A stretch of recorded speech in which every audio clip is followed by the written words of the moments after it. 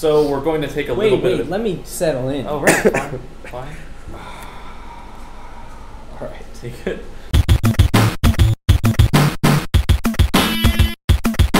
So we're doing it a little differently this time. Normally, the way it works is we have one person who plays through the entire game, and they write their review up.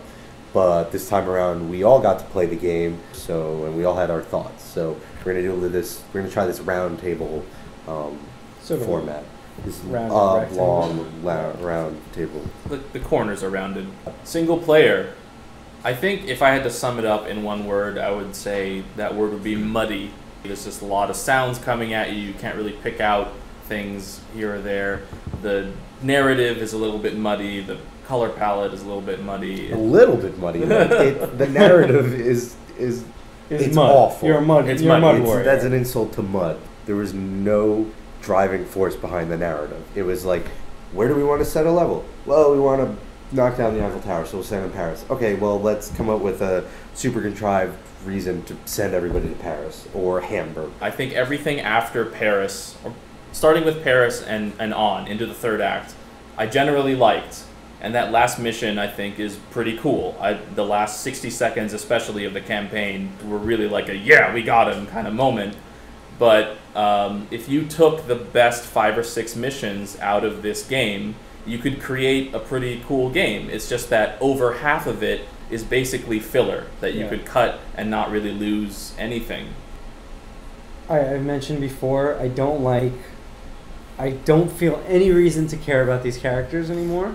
I think you play at least five points of view in this game, and by the end of it, I don't really feel like I know any of them better than when I started. Yeah. I liked this with Modern Warfare 2, bringing the war to the home front.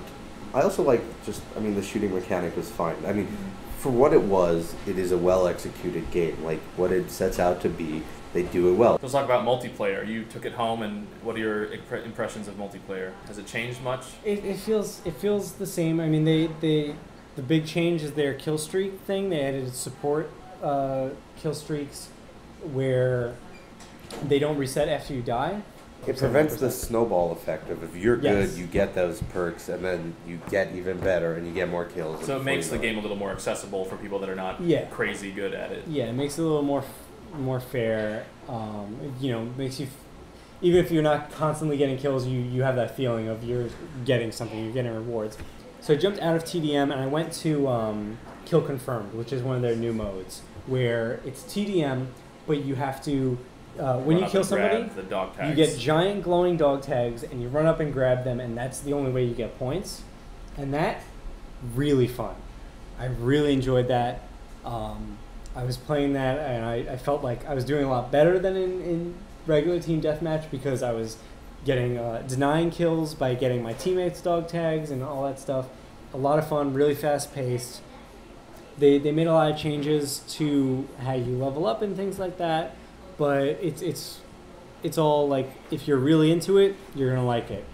The best way to sum it up is, if you like Modern Warfare, you're gonna like this game, and if you don't like Modern Warfare, you shouldn't buy this game. It's not gonna change your mind. But there's probably not a lot of you who are on the fence about this. I would say it's not the strongest entry in the Modern Warfare series, or even within the last string of Call of Duty games. It's not going to be the one that turns you around. If you're not a Call of Duty player, this is not going to be the one that converts you. Yeah. But if you're into it, this is more of it. And that's why we're giving Modern Warfare 3 a 3.5 out of 5. Stop writing your comment right now. Get our EOD suits on now. Hold on.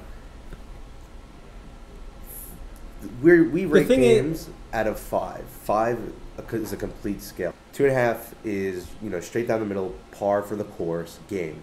And this game does what it does really well. It executes it smoothly. There aren't a lot of bugs. It aimed to be a certain thing, and it did it well. And for that, it is above par. But it doesn't push the genre in any way. It doesn't push gaming as a whole in any way. It doesn't even push its own series. Right. So it's not. I think it's not as good as the previous installment of the game. Right. But what they do very smoothly. So that's why it's not getting a 2.5. But it's also that's why it's not getting a 4 or 5. So. And that's not a reflection on how much fun you will have with this game. It is. You cannot have, you can't have fun now. Right? You can have a ton of fun with a game that's not very well crafted, and if a game that's very good is not your style, then you may not enjoy it much at all. But we're trying to evaluate the work. It's a well-made game, and if you like that game, then you're gonna have fun with it. So there's nothing wrong with it getting, a 3.5, because good but not great. There, go fight over Modern Warfare and Battlefield now. Meanwhile, we'll be playing Skyrim. Yeah, I'm going to go play Skyrim. Goodbye. All right.